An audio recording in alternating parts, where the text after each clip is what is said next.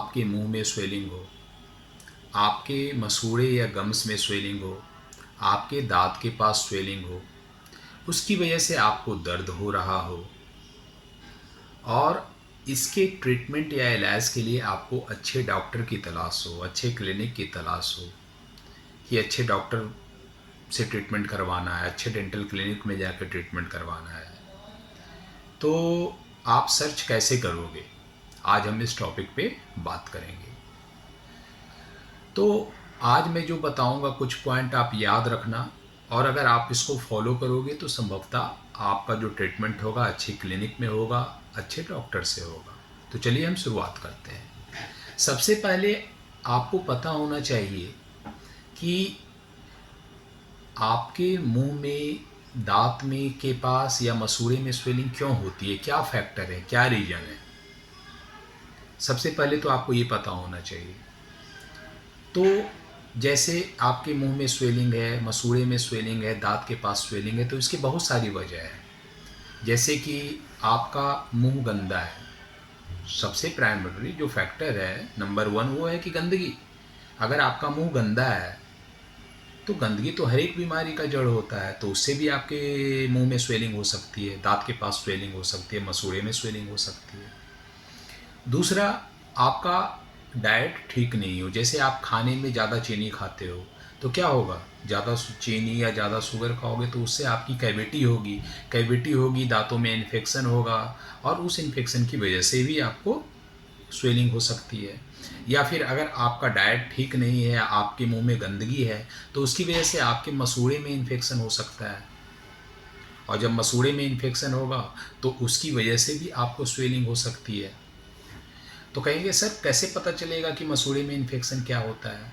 तो देखिए, कुछ कॉमन सिम्टम्स बताता हूँ, अगर ये हो तो आप समझिए कि आपको मसूड़े का प्रॉब्लम है। जैसे कि आपके मसूड़े से खून आना, आपके मुंह से बदबू आना, आपके दांत का हिलना, उसके बाद आपका मसूड़ा का जो लेवल है जहाँ होना चाहिए उससे नीचे आ जाए, जिसे हम जिंजाइवल रिसेशन कहते हैं, गम रिसेशन कहते हैं। उसके बाद आपके दांत का हिलना, तो ये सारे सिम्टम्स हैं कि आप, या फिर आपके मसूड़ा का जो कलर होता है वो चेंज होकर रेड कलर हो जाना, तो ये दिखाता है कि आपको मसूड़े की समस्या है, आपके मसूड़े की बीमारी है आपको। ठीक है ना?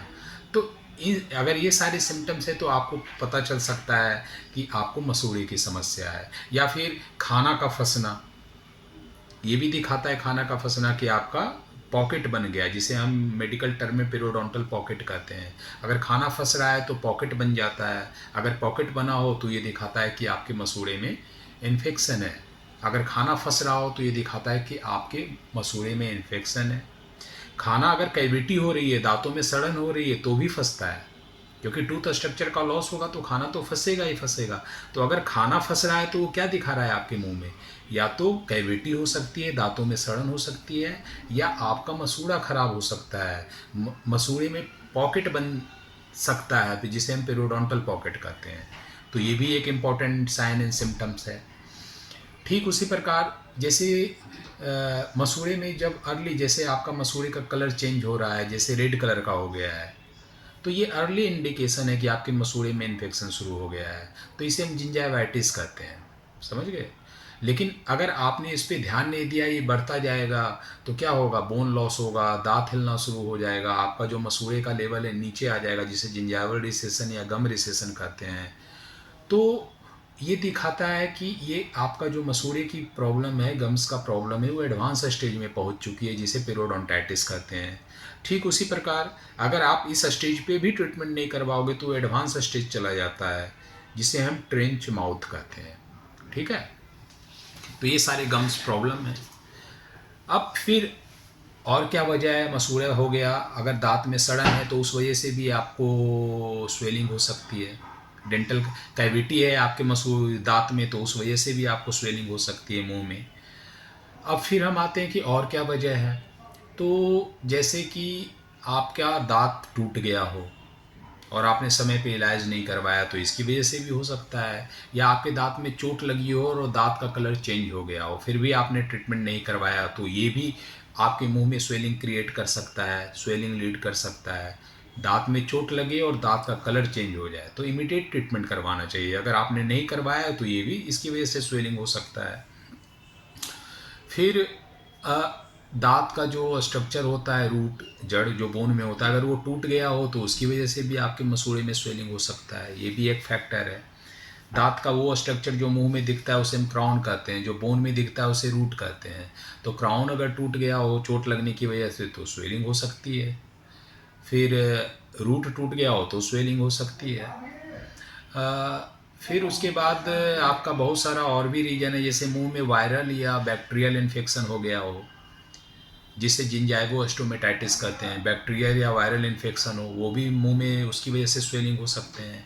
फिर फंगल इन्फेक्शन हो जिसे हम थ्रस कहते हैं, तो उसकी वजह से भी आपके मुंह में भी इन्फेक्शन हो सकता है। Bacterial infection, viral infection, fungal infection. फिर HIV की वजह से भी मुंह में स्वेलिंग होती है। हर्पस इन्फेक्शन की वजह से भी मुंह में स्वेलिंग होती है। अगर डायबिटीज़ कंट्रोल्ड नहीं है तो उसकी वजह से भी मुंह में स्वेलिंग होती है। कैंसर की वजह से भी मुंह में स्वेलिंग होती है। ल्यूकीमिया कैंसर का एक रूप होता है, उसकी वजह से भी मुंह में स्वेलिंग होती है। अगर कुछ मेडिसिन आप खा रहे हो कोई बीमारी ठीक करने के लिए तो उसका भी साइड इफ़ेक्ट हो सकता है स्वेलिंग का, वो स्वेलिंग बन सकती है। तो ये सारी चीज़ है जिसकी वजह से आपके मुंह में स्वेलिंग होती है। और फिर इल फिटिंग डेंचर, जैसे आप मुंह में डेंचर पहनते हो, अगर वो उसकी फिटिंग प्रॉपर नहीं है तो उसकी वजह से भी मुंह में स्वेलिंग हो जाती है। तो ये सारे फैक्टर हैं जिसको हम कंसिडर करते हैं जब आपके मुंह में स्वेलिंग होती है। तो उसके बाद फिर स्मोकिंग भी एक फैक्टर है। फिर हार्मोनल चेंज होते हैं, जैसे प्रेगनेंसी स्टेज जो होता है, एक एग्जांपल दे रहा हूँ, उसमें हार्मोनल चेंज काफ़ी होते हैं तो जिसकी वजह से मुंह में स्वेलिंग हो जाती है। तो ये सारी ध्यान देने योग्य बातें हैं जो मैंने आपको बता दिया है कॉमन की किस किस वजह से स्वेलिंग हो सकती है, और इसमें तो कुछ छूटा नहीं है। और फिर अब स्वेलिंग हो गई है मुंह में तो करना क्या है ट्रीटमेंट। तो ऐसे केस में ट्रीटमेंट साधारणतः क्या होता है कि आपका जैसे अ, मसूड़े की गंदगी की वजह से, मसूड़े के इन्फेक्शन की वजह से, गम्स की प्रॉब्लम की वजह से तो मसूड़े की सफाई होगी, है ना। जैसे मसूड़े की सफाई में क्या क्या होगा, तो जैसे डेंटल स्केलिंग होता है, रूट प्लानिंग होता है, क्यूरेटाज होता है, फ्लैप सर्जरी होते हैं। ये सारे हैं इसके रूप।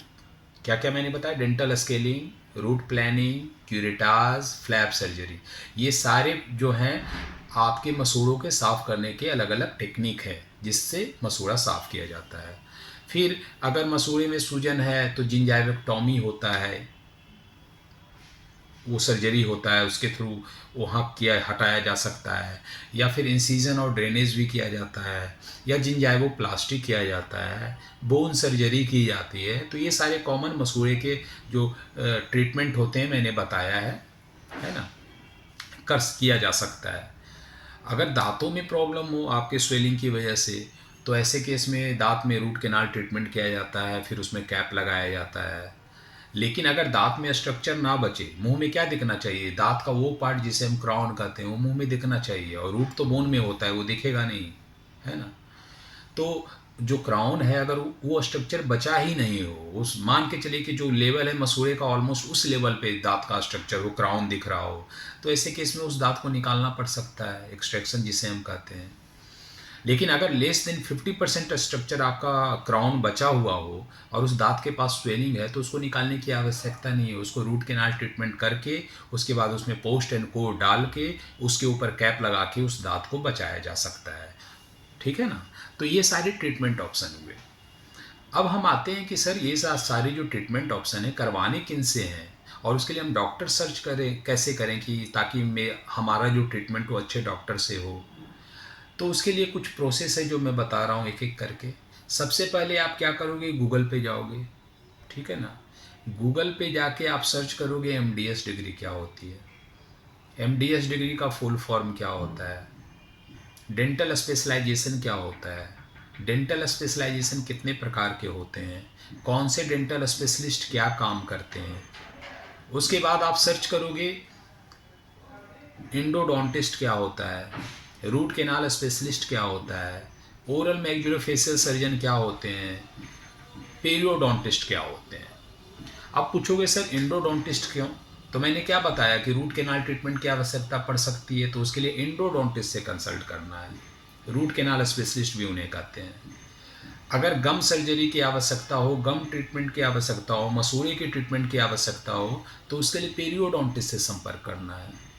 और अगर दांत निकलवाना हो, जिसे हम एक्सट्रैक्शन कहते हैं, तो उसके लिए ओरल मैक्सिलोफेशियल सर्जन से आपको कंसल्ट करना होगा।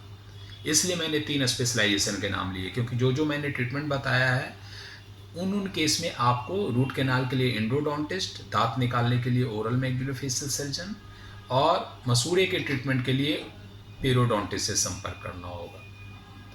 लेकिन इन्फॉर्मेशन आपको बेसिक से शुरू करना होगा। एमडीएस डिग्री क्या होती है, एमडीएस डिग्री का फुल फॉर्म क्या होता है। जैसे फुल फॉर्म होता है मास्टर इन डेंटल सर्जरी।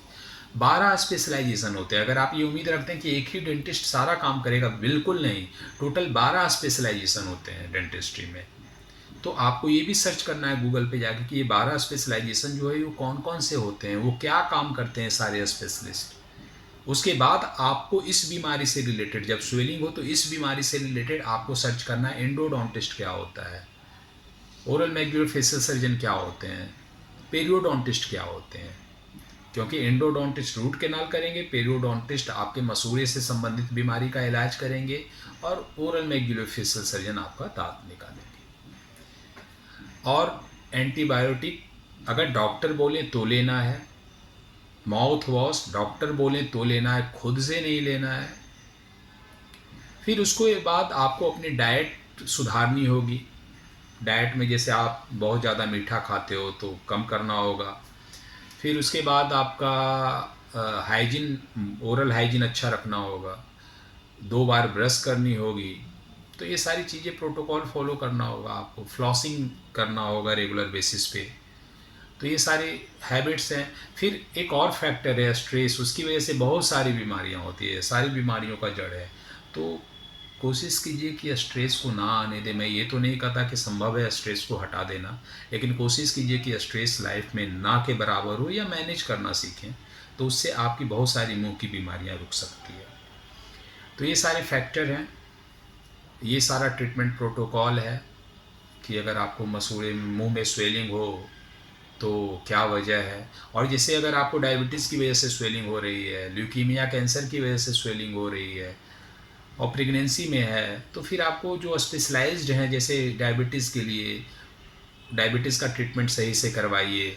उसके बाद कैंसर का ट्रीटमेंट सही से करवाइए। प्रेगनेंसी में अगर कुछ कॉम्प्लिकेशन है तो उसका ट्रीटमेंट सही से करवाइए।